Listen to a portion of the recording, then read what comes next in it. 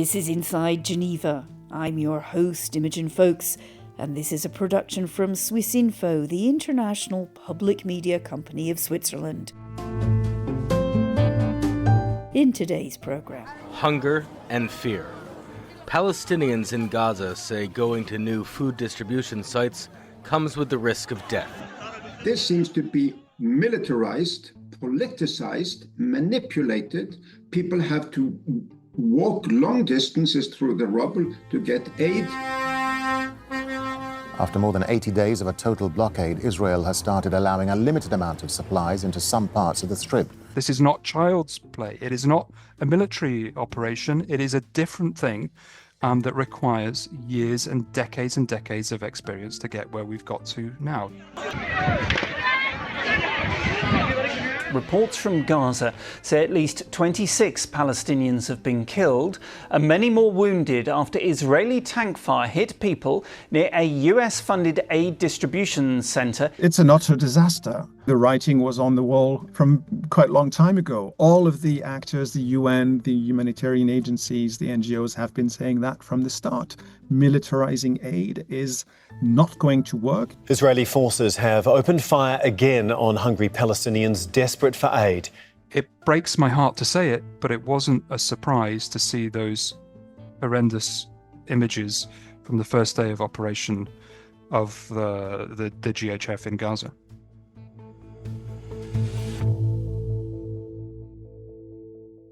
hello and welcome again to Inside Geneva.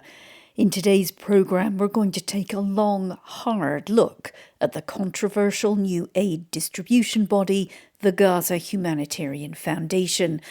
I'm sure most, if not all, our listeners know that Gaza's 2 million plus people need aid. Everything from food to water, medicine and shelter.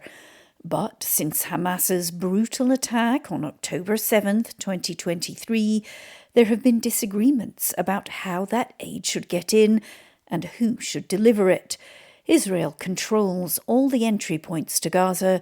UN aid agencies say their supplies are routinely held up or turned away altogether.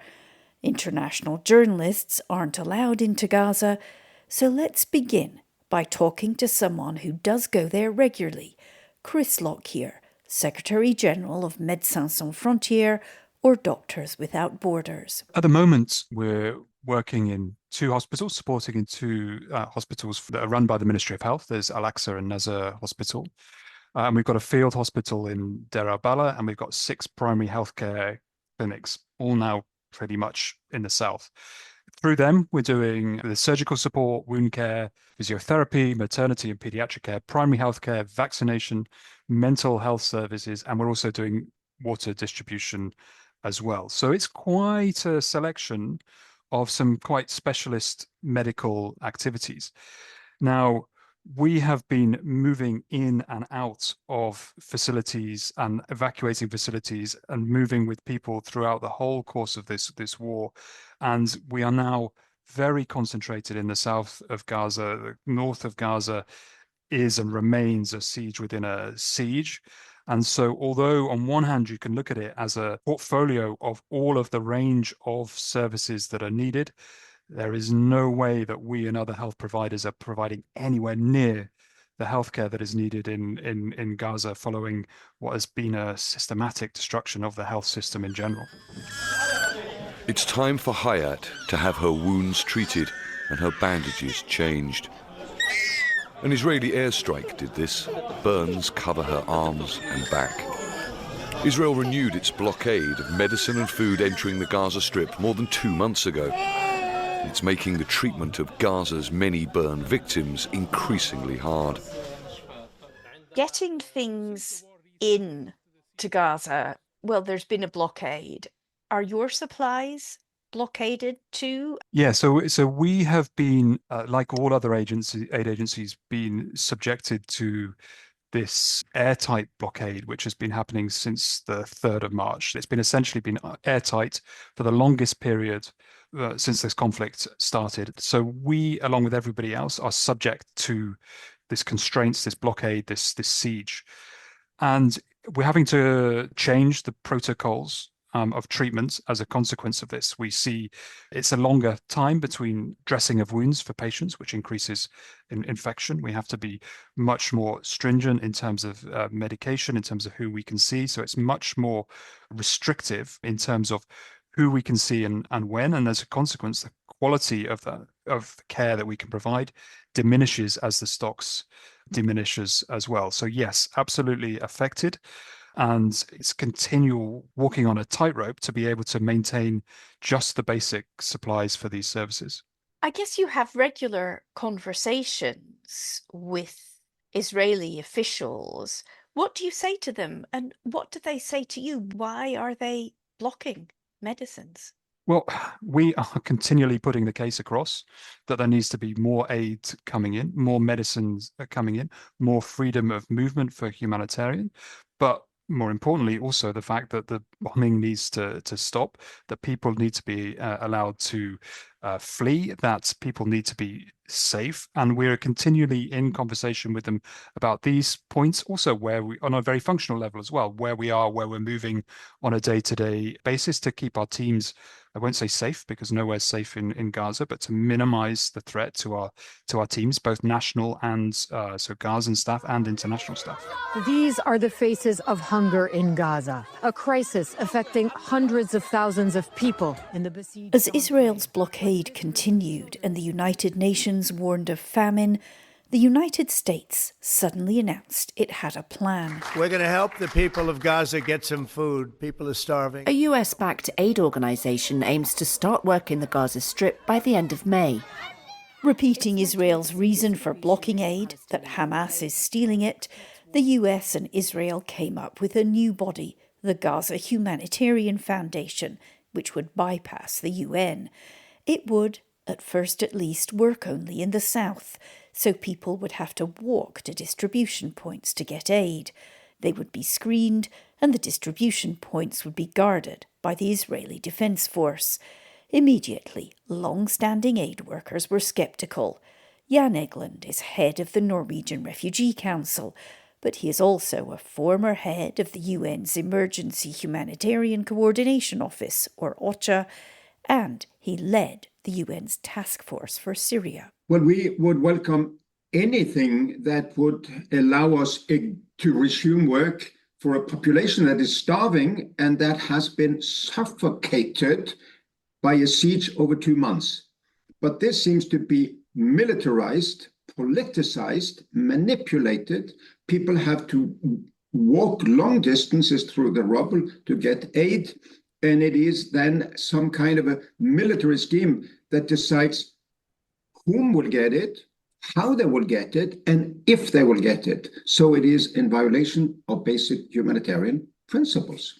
Well, some people might say, forget about the humanitarian principles. There's 2.2 million people in need there. Israel, for whatever reason, doesn't want to have the UN and other aid agencies unfettered. Surely, aid is needed. This is a start. This is better than nothing. Well, but it's very inferior to the obvious solution, which is to lift the blockade. We had a system working for many, many weeks. All of the UN agencies, we and the non-governmental organizations, the Red Cross and Red Crescent, reach all families in Gaza in an effective and efficient manner. In Nusrat, every family had sent a young man to see if they could get bread. During the ceasefire, 600 trucks of food entered Gaza every day. Fewer than 100 after an 11-week blockade is nowhere near enough. The core principles of humanitarian work are neutrality, impartiality, and independence. Aid agencies help those in need regardless of who they are, and they don't work with the military. Jan Egeland's questions were shared by many aid workers, UN agencies, and Egeland's successor as UN Humanitarian Coordinator Tom Fletcher said they would not work with the new foundation. It makes aid conditional on political and military aims. It makes starvation a bargaining chip. Meanwhile, other groups had questions too. The foundation seemed quite mysterious. It was registered in both the United States and Switzerland. Philip Grant, head of Trial International, a group of international lawyers who keep their eye on possible war crimes, told me that Switzerland had a duty to ensure the foundation was legal and above board. Well, the Gaza Humanitarian Foundation is such a murky undertaking, such a shady organization with a headquarters in the US and a branch in Switzerland.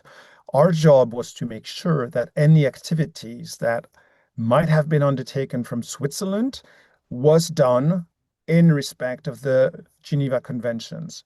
Switzerland has a particular duty, first as the depository state of the Geneva Conventions, but as any other state, to make sure that IHL, international humanitarian law, is respected, but they also must ensure respect from any legal entity based on its territory. So our submissions to the Swiss authorities was to ask them to investigate whether the foundation had indeed any dealing with this plan, at least from its branch in Switzerland, and if so, if they undertook everything not to violate international humanitarian law, and also on the side, if they have respected Swiss law with regards to the hiring of the private military contractors. That's an interesting point. You say that Switzerland does have the duty to ensure compliance with the law, because it's very difficult to find out, particularly the branch in Switzerland, who is even there, who is even in charge. Do the Swiss authorities even have a clear picture? It doesn't seem a very transparent organization. No, it is not.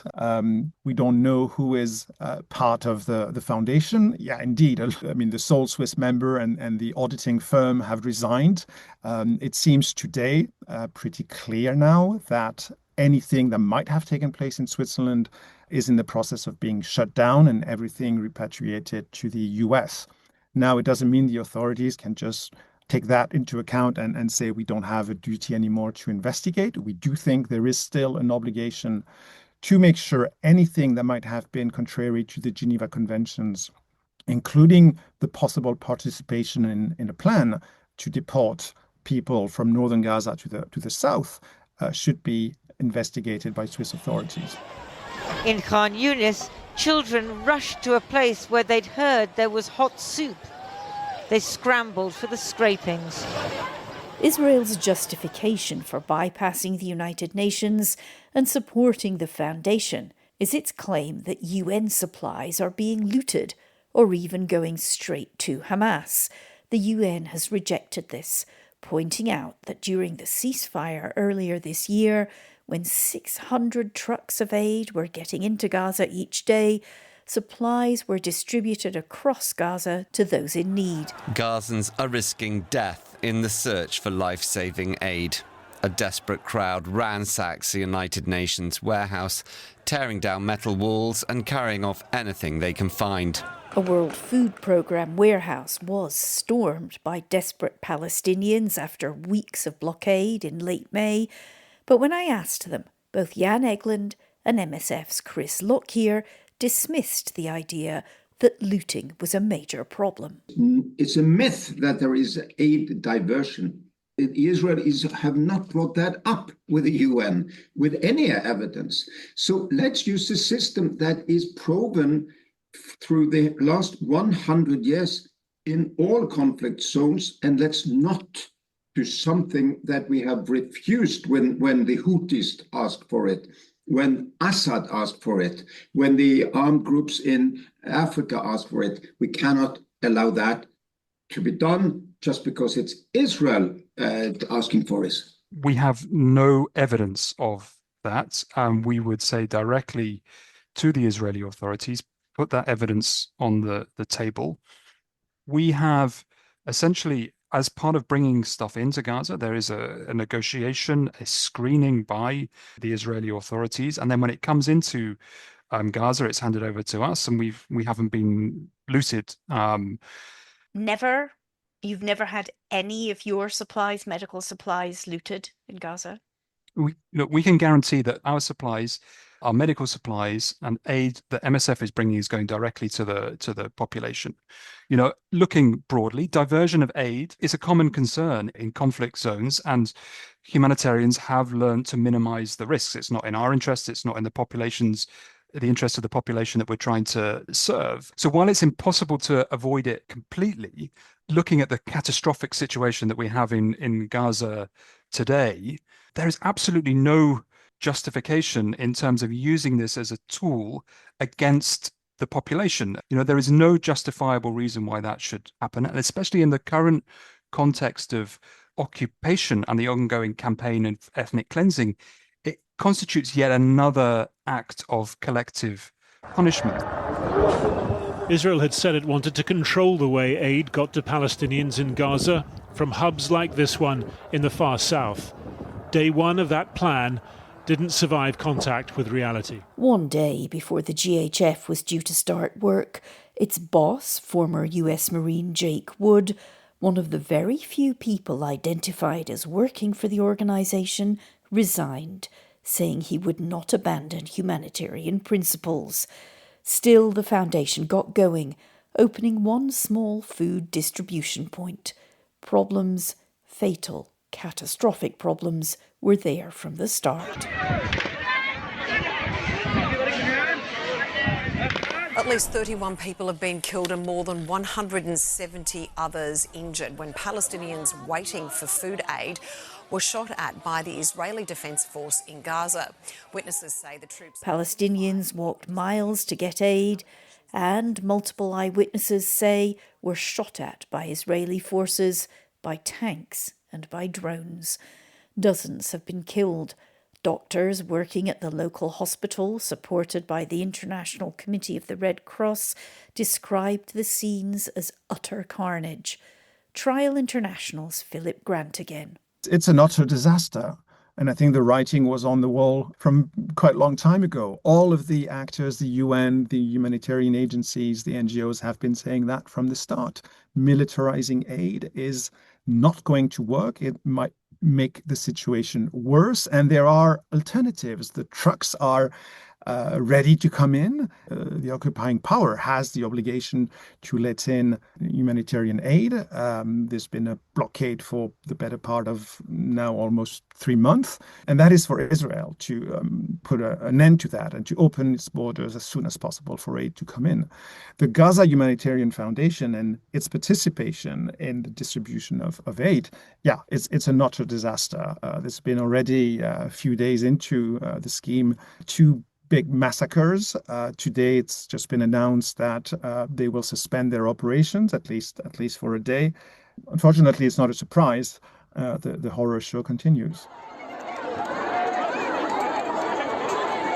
Dozens of the injured were taken to several hospitals where they were treated by a British surgeon. As you can see behind me, we've got all the bays are full and they're all gunshot wounds. It's absolute carnage here, and there are even more people in the main emergency department. As the foundation tried to continue its work, setting up 1 or 2 more distribution points, MSF's Chris Lockyear was watching. My heart sank when I saw those images. I mean, it's yet another example of utter chaos in Gaza, and another illustration of the desperate situation that people are finding themselves in because of the level of malnutrition, the level of hunger, the needs in Gaza. There's a reason why humanitarians work according to a set of principles. There is a huge amount of practical necessity in terms of the principles of neutrality, impartiality, and independence. Impartiality is about ensuring that the aid and a humanitarian assistance goes to the people who most need it, and the right aid goes to those people. And neutrality is ensuring that it's delivered by organizations and people who are not party to the conflict. As soon as you are party to the conflict, you can be accused or actually weaponize, politicize, use the aid for your military gains. And then you're getting into complex questions of trust, of access to people, security risks to both the humanitarian organizations and, more importantly, to the population themselves, which is what we saw in the first day of the Gaza Humanitarian Foundation becoming, well, attempting to become operational in Gaza. And so, in a sense, I don't think I'm alone in saying that I was tragically not surprised to see how this was playing out. So Israel and the United States would say that they are trying to solve this problem with the foundation. There's been other recent examples of such militarized and politicized attempts to provide aid in Gaza, and they've all failed. There was the pier that was set up by the US Department of Defense. Not only was it physically not able to live up to the job, but it also wasn't trusted. The distribution questions were there when it came to bringing stuff in through the pier. There was also the failed attempts to bring food in via airdrops, which were also catastrophically dangerous, dehumanizing, putting a lot of food dropping into the sea. None of these initiatives have so far succeeded to bring in aid. Only the humanitarian organizations and the UN have done so far. And that's because, I would argue very strongly, the principled approach on one hand, but also the experience. This is not child's play. It is not a military operation. It is a different thing that requires years and decades of experience to get where we've got to now. So it breaks my heart to say it, but it wasn't a surprise to see those horrendous images from the first day of operation of the GHF in Gaza.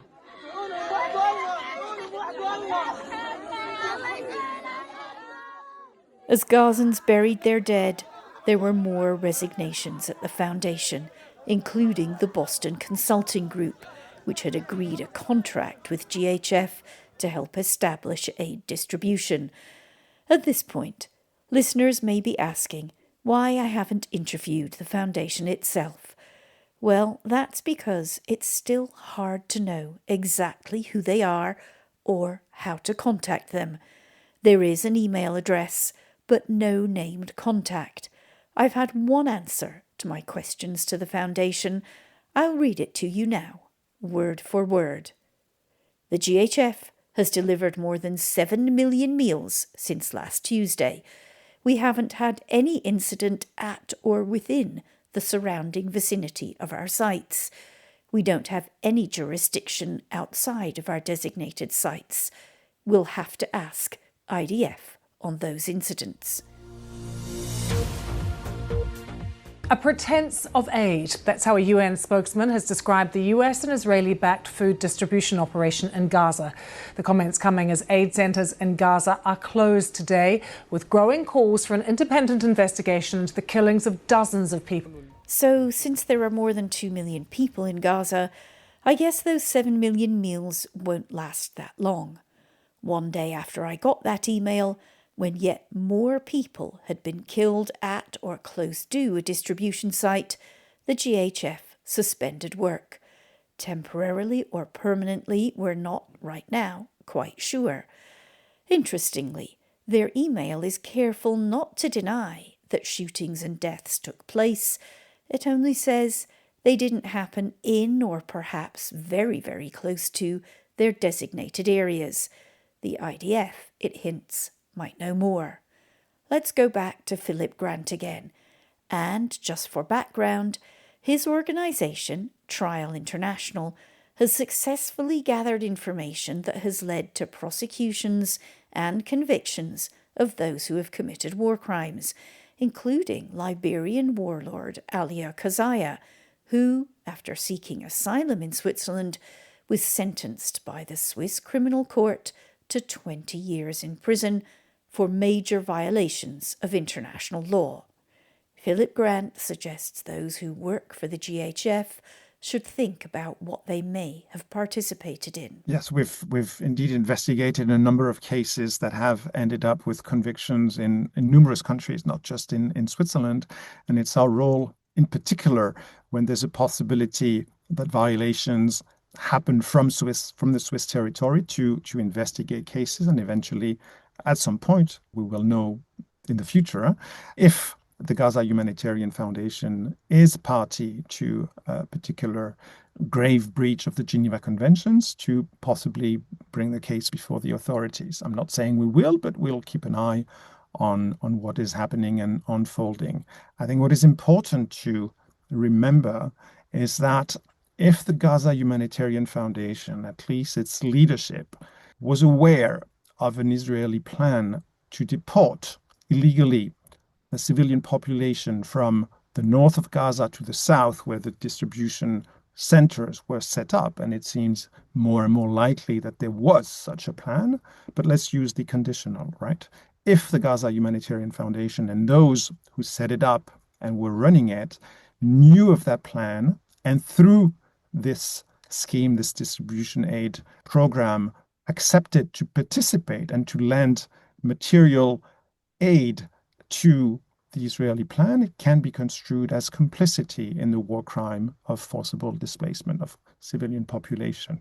And that would entail, first of all, the possibility for any state, almost any state in the world, to use universal jurisdiction if one of the members of the Gaza Humanitarian Foundation was to travel, let's say, to a European country. And secondly, it doesn't have any statutes of limitation, so people could be facing accountability for decades to come. For a third day running, people were killed around an aid distribution site run by the Gaza Humanitarian Foundation. This militarized system endangers lives and violates international standards on aid distribution, as the United Nations has repeatedly warned. Well, as many of our listeners will know, the law, especially when it comes to possible war crimes, moves pretty slowly. But the ill-fated Gaza Humanitarian Foundation is certainly a case to watch. So where do we go from here in getting aid into Gaza? Jan Egeland, with his long years of experience in humanitarian work, has watched the developments with dismay. It's time, he says, to return to those core principles: neutrality, impartiality, and independence. We saw in Afghanistan and we saw in Iraq that we were too close to the NATO countries, to the American military operation, and it cost us in the civilian population, and we became targeted. But listen, we have been good in resisting this. We were asked as NRC in Gaza in 2015 by Hamas to aid some people and not others. We refused work immediately. They invaded our offices, and after a standoff, they came back and said, okay, we will let you work according to your basic principles. Why on earth would we let Israel do what we refused to do when Hamas pushed us? Going back to this 14-page plan, the organizers of it, which seem to be Israel and the United States, have appeared to approach former UN officials, aid agency chiefs, to take part. I'm just wondering, did they approach you? No, not approached us. And I'm glad to see there is a unanimous rejection of something would be militarized, politicized, manipulated. We cannot end a 100-year-old tradition of giving aid according to needs and needs alone.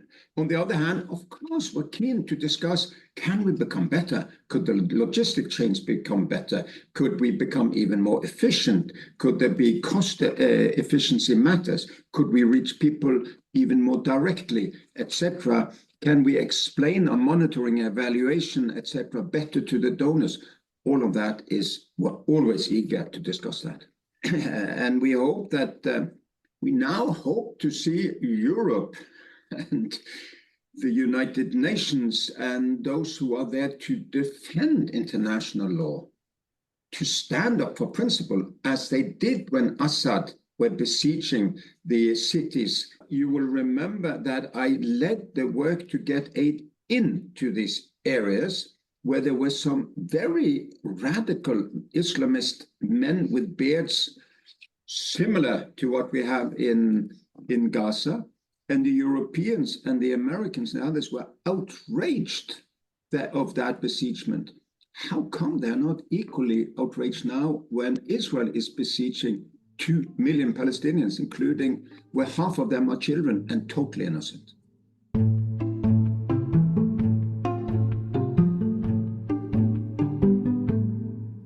And that brings us to the end of this edition of Inside Geneva.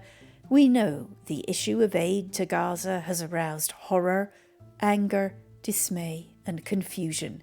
We always welcome feedback from our listeners, so do write to us at insidegeneva@swissinfo.ch.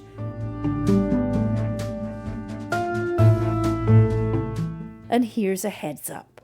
Over the summer, we'll be reviving our series of summer profiles on Inside Geneva with all sorts of interesting people, including an international lawyer who hopes to become a judge at the International Court of Justice. From the moment when I first studied international law, I knew that that was what I wanted to do. At the time, I looked at it, and I still do actually, as a framework within which states and, by extension, people in states could live together on the basis of a framework that provides predictability, stability, and justice. Join us starting in July for our series of summer profiles.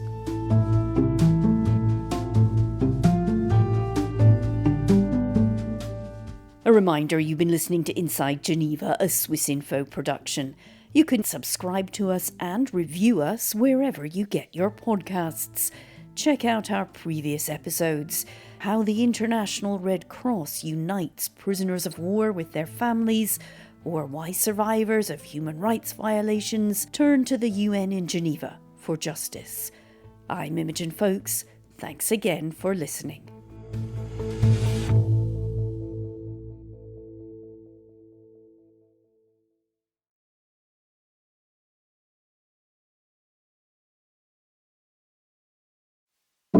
What would you do to protect your family? Becoming a parent definitely is a very emotional thing. How far would you go to protect them from future disease? You suddenly care about something more than you care about yourself, and we live in a world that is filled with things that can go wrong.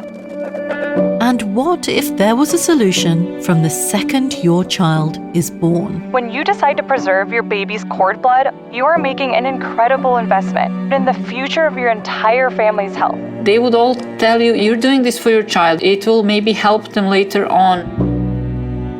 That's the promise of stem cell research.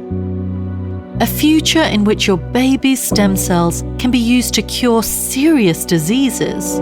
Today, newborn stem cells found in cord blood are being used to treat over 80 conditions. We'll keep those amazing cells safe for you, frozen in time. Vimos una luz al final del túnel. We saw a light at the end of the tunnel. That was our daughter. Every breakthrough brings hope and new promises. Con las células madre de With our child's stem cells, we can cure my illness. It made sense to decide for the bank that had its headquarters in Switzerland. It gives some additional credibility. But promises can be broken. That's why the marketing is so clever, because the idea is that you will forget about it because hopefully your kids will be fine. We felt like we had failed our daughter in a very important way. The idea that a part of their kid is out there is frightening. They feel that, in a way, they failed their kids by doing something in which they were trying to protect them.